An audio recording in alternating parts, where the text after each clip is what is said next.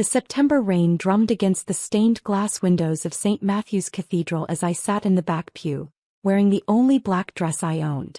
It wasn't designer like my cousin Elena's Versace or my Aunt Carol's Chanel, but it was clean and respectful. That's all Dad would have cared about anyway. The cathedral was packed. Dad had touched so many lives during his 40 years as a high school principal, but the family section told a different story. They'd claimed the first 3 rows like a fortress, leaving me isolated in the back with the teachers and former students who actually knew who my father really was. I'm Maria Torres, though my family had spent the last 8 years pretending I didn't exist. At 31, I was the daughter who'd thrown her life away by leaving my corporate job to start my own business. The one who'd embarrassed them by moving into a modest apartment and driving a 10-year-old Honda instead of leasing something impressive. The family disappointment who'd chosen substance over appearances. They only knew. Aunt Carol turned in the front pew, her perfectly applied makeup unable to hide the disdain in her eyes as she spotted me. She whispered something to my Uncle Roberto, who glanced back with the same expression of barely concealed disgust. My cousin Elena didn't even bother looking. She was too busy checking her phone, probably updating her social media about attending such a meaningful service. The priest's voice echoed through the cathedral as he spoke about Dad's dedication to education, his love for his students, his commitment to helping underprivileged kids find their path. Everything the family had rolled their eyes at during Sunday dinners, calling it throwing good money after bad causes. I touched the small silver cross at my throat, the one Dad had given me for my confirmation. The one piece of jewelry I never took off even though it wasn't worth more than $50. Unlike the diamond tennis bracelet Elena was wearing, it had actual meaning. As the service progressed, I found myself remembering the last conversation I'd had with Dad, just 2 weeks before his sudden heart attack. We'd met at his favorite diner, the one where he'd taken me for pancakes every Saturday morning when I was little. "I'm proud of you, Mija," he'd said, stirring sugar into his coffee with hands that had graded thousands of papers over the decades. "You're doing something real, something that matters." The family hadn't understood why I'd walked away from my 6-figure job at Morrison & Associates to start Torres Solutions, a consulting firm that helped small businesses navigate technology transitions. They saw it as throwing away success. Dad saw it as building something meaningful. "Your mother would be proud too," he'd added, his voice soft. Mom had died when I was 16, and Dad had raised me alone while teaching full-time and earning his master's degree at night. The family had considered his struggle beneath them even then. Now watching them perform their grief for the packed cathedral, I felt that familiar mixture of sadness and anger. They'd barely visited Dad in his final years, too busy with their country club memberships and charity galas to spend time with a public school principal who lived in a modest house and drove a 12-year-old Camry. The priest concluded his remarks and invited family members to share memories. Uncle Roberto stood first, adjusting his expensive suit as he walked to the podium. His voice boomed through the sound system as he painted a picture of his beloved brother that bore little resemblance to the man who'd actually raised me. "Eduardo was a pillar of our community," Roberto declared, his politician's smile gleaming under the cathedral lights. "A man who understood the importance of family values and financial responsibility." I had to bite my tongue. This was the same man who'd told Dad that teaching was a waste of his potential, and that he should have gone into real estate like the rest of the Torres men. Elena spoke next, her voice trembling with what I assumed was practiced emotion. She talked about Uncle Eduardo's wisdom, and how he'd always encouraged the family to pursue excellence. The same uncle she'd complained about to anyone who'd listen, calling his house embarrassingly small, and his car a piece of junk. Finally, Aunt Carol approached the podium. At 58, she was the family matriarch, the one who'd taken it upon herself to maintain the Torres image after Dad's wife, my mother, had died. She'd never forgiven him for not remarrying someone from their social circle, and she'd never forgiven me for existing as a reminder of his poor choices. "My brother Eduardo was a good man," she began, her voice carrying that particular blend of condescension and false sentiment she'd perfected over the years. "But he was also stubborn. He had ideas about success that didn't always align with reality." I shifted uncomfortably in my pew. Even at Dad's funeral, she couldn't resist taking shots at his choices. "He believed in helping others, sometimes to his own detriment," Carol continued. He gave and gave even when it meant sacrificing his own financial security. It's a cautionary tale about the importance of practical decision-making. The coded message was clear. Dad had been a fool for choosing teaching over money, for helping students instead of building wealth, for raising a daughter who'd followed in his impractical footsteps. As she returned to her seat, I felt the familiar burn of rage in my chest. 8 years of family dinners where they dismissed my business as playing with computers. 8 years of Christmas gatherings where they'd asked when I was going to get serious about my career. 8 years of watching them treat Dad like a well-meaning failure while living off trust funds their grandfather had built through actual hard work. The service concluded with a final prayer, and the family began filing out for the reception at the country club. I hung back, letting them pass without acknowledgement. I wasn't invited to the reception anyway. Aunt Carol had made that clear when she'd called to inform me about the funeral arrangements. "We thought it would be best to keep things simple," she'd said, her voice dripping with fake concern. "You understand how these things can be complicated with family dynamics." What she'd meant was that my presence would be embarrassing. The family failure mingling with their important friends, reminding everyone that Eduardo Torres had raised a daughter who'd chosen substance over status. I was gathering my purse when the funeral director approached. Thomas Mackenzie had been handling services at St. Matthew's for 30 years, and his expression was carefully professional as he walked down the aisle toward me. "Excuse me," he said quietly, glancing around to make sure we weren't overheard. "Are you Maria Torres?" I nodded, wondering if there was some paperwork issue with Dad's arrangements. "I wanted to speak with you privately," he continued, his voice taking on a more personal tone. "About the funeral expenses." My heart sank. Had Dad left unpaid bills? Was I going to have to scramble to cover costs I couldn't afford? The business was doing well, but I still lived modestly, reinvesting most of my profits back into growth. "There's been some confusion," Mackenzie said, pulling out a folder. "Your family seems to believe they're responsible for the costs, but our records show that everything was prepaid by you 3 months ago. The entire service, the flowers, even the reception at the country club." I stared at him, my mind racing. 3 months ago, I'd gotten a call from Dad's doctor about his heart condition. The prognosis had been serious but not immediately life-threatening. I'd made some calls, taken care of some arrangements, but I'd done it quietly. Dad would have been furious if he'd known. "The amount was quite substantial," Mackenzie continued. "The full cathedral service, premium arrangements, catering for 200 people. Nearly $40,000 in total." Before I could respond, I heard the sharp click of expensive heels on marble. Aunt Carol was walking back up the aisle, her face twisted with the particular expression she reserved for dealing with unpleasant necessities. "Maria," she said, her voice barely concealing her irritation, "you need to move along. We have a reception to attend, and this isn't the place for lingering." She glanced at Mackenzie with the dismissive look she used for service workers. "Thomas, thank you for everything. The family will settle the final expenses this week." Mackenzie looked between us, clearly uncomfortable.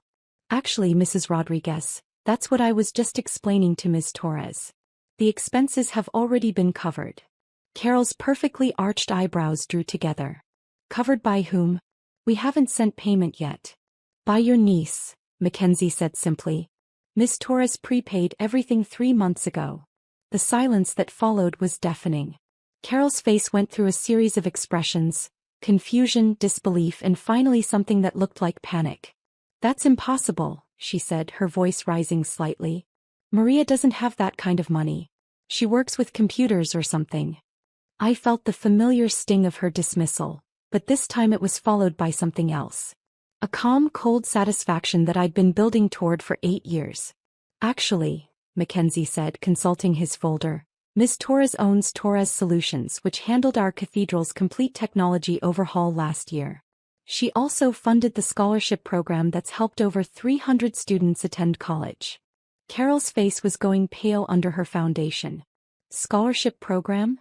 "The Eduardo Torres Memorial Scholarship," Mackenzie continued, clearly not understanding the family dynamics at play.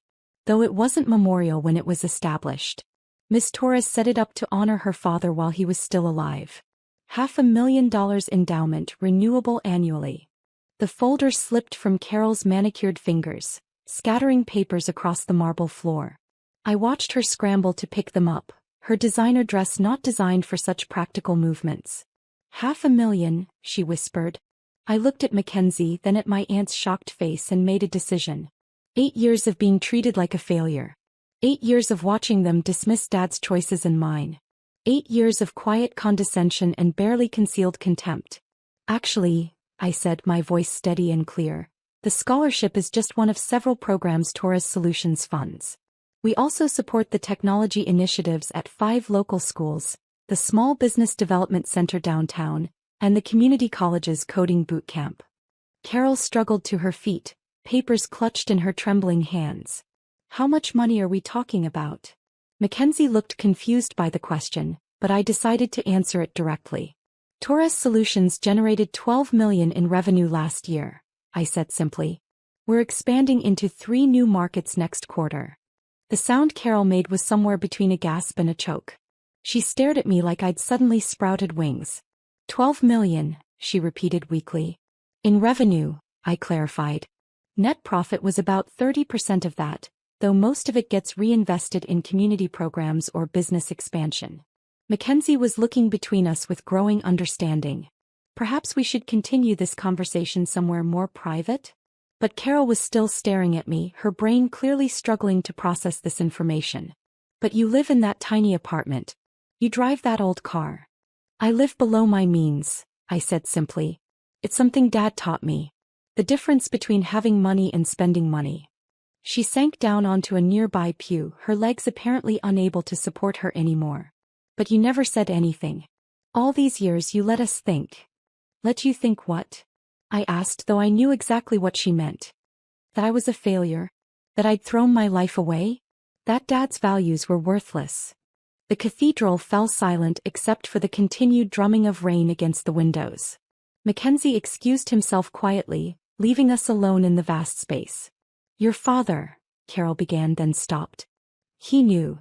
Of course he knew. He helped me write the business plan. He was my first investor, actually. Loaned me $5,000 from his savings to get started. Carol's eyes were wide with something between shock and horror. $5,000? Which I paid back with interest within 6 months, I continued. Along with a 10% stake in the company which he held until he died. His shares are worth about $800,000 now. She made that choking sound again. $800,000? The lawyers are still working out the details, but Dad's will specifies that his stake should be used to expand the scholarship program. By the time everything's finalized, it'll be enough to send about 40 kids to college every year. Carol stared at me for a long moment, her perfect composure completely shattered. All this time, she whispered. All this time you were successful, I supplied. Yeah. Just not the kind of success you recognize. I stood up, smoothing my simple black dress. I should probably get going. I have a board meeting tomorrow morning with the city council about a new education initiative. Carol grabbed my arm as I passed her pew. Maria, wait. The reception. You should come. The family will want to. Want to what? I asked, gently removing her hand from my arm. Suddenly pretend you've been proud of me all along?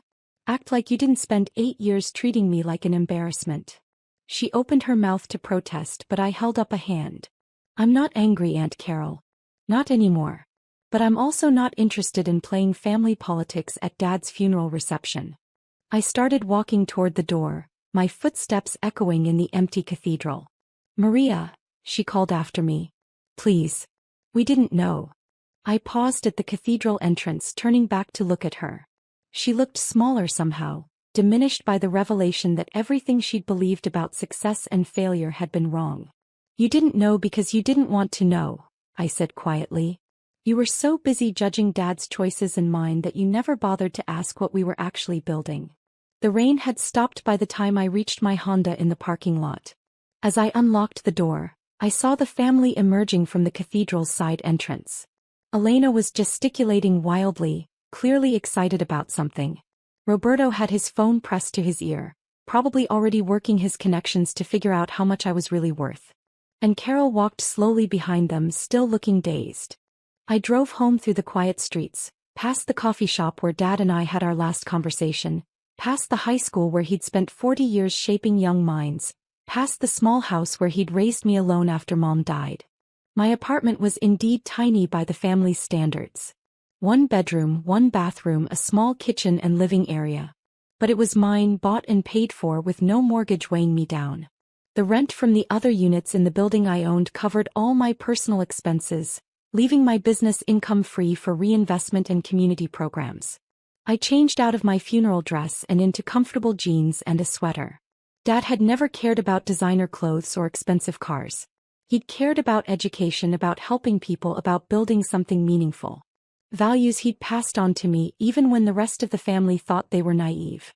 My laptop chimed with an email notification. 3 new client inquiries, 2 from local businesses and 1 from a school district 3 states away that had heard about our education technology initiatives.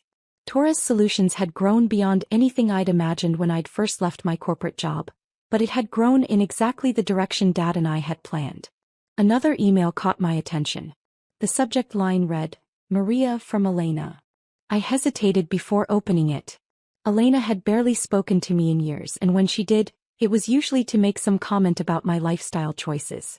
"Maria," the email began, "I can't stop thinking about what happened at the cathedral today. I had no idea about your business or the scholarship program. Roberto is furious that none of us knew, and Aunt Carol has been crying for 2 hours. I think we need to talk. Could we have coffee this week? I feel like there's a lot I don't understand about our family." I stared at the message for a long moment. 8 years of condescension and dismissal, and now they wanted to talk. Now that they knew I was successful by their standards, suddenly my perspective mattered. But as I sat in my small apartment, surrounded by the life I'd built according to Dad's values rather than their expectations, I realized something important. I didn't need their validation anymore. I'd stopped needing it the day I'd chosen to build something meaningful instead of something impressive. My phone buzzed with a text message from Mackenzie. "Miss Torres, I wanted you to know that several people from the service have asked about making donations to the scholarship program. Your father touched many lives and they'd like to honor his memory. Would you be available to discuss this tomorrow?" I smiled, typing back my response. "Absolutely. Dad would have loved that." Then I opened my laptop and began working on a proposal for the city council meeting. A new initiative to bring coding education to elementary schools across the district. Something that would help hundreds of kids learn skills they'd need for the future. Something Dad would have been proud of. Outside my window, the rain had started again, but my small apartment felt warm and purposeful. I had work to do, programs to build, students to help. The family could have their country club reception and their expensive clothes and their social climbing. I had something better. I had Dad's legacy and I was building on it every day. 3 months later, I was sitting in the same cathedral, but this time for a much happier occasion. The Torres Solutions Foundation was hosting an awards ceremony for the recipients of the Eduardo Torres Memorial Scholarship. 23 students were receiving full college scholarships, funded by the program that had grown from Dad's initial investment and my company's success. The cathedral was packed again, but this time with students, teachers, parents, and community members. People who understood that real success wasn't measured in designer clothes or expensive cars, but in the lives you touched and the futures you helped create. I stood at the podium where Aunt Carol had delivered her condescending eulogy just months before, looking out at faces filled with hope and gratitude. My father, Eduardo Torres, believed that education was the great equalizer. I began, my voice steady and clear. He believed that every child deserved a chance to reach their potential, regardless of their family's financial situation. In the audience, I spotted familiar faces. Mackenzie sat in the 3rd row, having become a friend and supporter of the foundation. Several of Dad's former colleagues were there, along with dozens of students he'd taught over the years. And in the back, almost hidden behind a pillar, I saw Aunt Carol. She'd been calling regularly since the funeral, trying to rebuild our relationship. I wasn't ready for that yet, but I wasn't angry anymore either. She was learning slowly that there were different ways to measure success. "These scholarship recipients represent the best of what my father believed in," I continued. "They're students who've overcome obstacles, who've worked hard, who've shown that determination and character matter more than privilege." The ceremony continued with each student receiving their award and sharing their plans for college. A future teacher, an aspiring engineer, a student who wanted to study social work to help other kids from difficult backgrounds. every one of them embodying the values Dad had lived by. As the event concluded and people began to mingle, Elena approached me. She'd been different since the funeral, less focused on appearances and more interested in substance. She'd even started volunteering with one of the community programs Torres Solutions supported. "Maria," she said, "I wanted to thank you again for including me in the foundation work. It's been enlightening." I smiled, remembering the family dynamics that had once seemed so important. Dad always said the best education happens outside the classroom. He nodded, looking thoughtful. I'm starting to understand what he meant. Later that evening, as I locked up the cathedral and prepared to head home, Mackenzie joined me on the front steps. "Another successful event," he said, looking satisfied. "Your father would be proud." I looked up at the stained glass windows that had witnessed both Dad's funeral and tonight's celebration. "I think he would be. Though he'd probably remind me that the real measure of success isn't the ceremony, it's what happens next." Mackenzie chuckled. Spoken like Eduardo's daughter. As I drove home through the familiar streets, I passed the high school where Dad had worked, the coffee shop where we'd had our last conversation, the modest house where he'd taught me that success wasn't about what others thought of you, but about what you built for others. My phone buzzed with a message from one of tonight's scholarship recipients. "Ms. Torres, thank you for believing in me. I promised to make Mr. Torres proud." I smiled, thinking about Dad's reaction to tonight's ceremony. He would have been proud, not because his daughter had become wealthy, but because she'd learned to use that wealth the way he'd used his modest teacher's salary, to open doors for others. The family had finally learned to respect my success, but that wasn't what mattered anymore. What mattered was the 23 students who now had a chance at college, the hundreds more who would benefit from our technology programs, and the community of people who understood that real wealth isn't what you accumulate but what you give away. I pulled into my parking space behind the small apartment building I owned, thinking about tomorrow's schedule. A meeting with the school board about expanding our coding program, a consultation with a small business that needed help with their technology transition, and a video call with a college in California that wanted to replicate our scholarship model. Dad had been right about success. It wasn't about impressing your family or meeting their expectations. It was about building something meaningful, something that would outlast you, something that would make the world a little bit better. And as I climbed the stairs to my modest apartment, I knew that by his standards, I'd succeeded beyond his wildest dreams. Not because I'd proven the family wrong, but because I'd proven him right. The best revenge wasn't showing them I was wealthy. It was showing them that their definition of success had been wrong all along.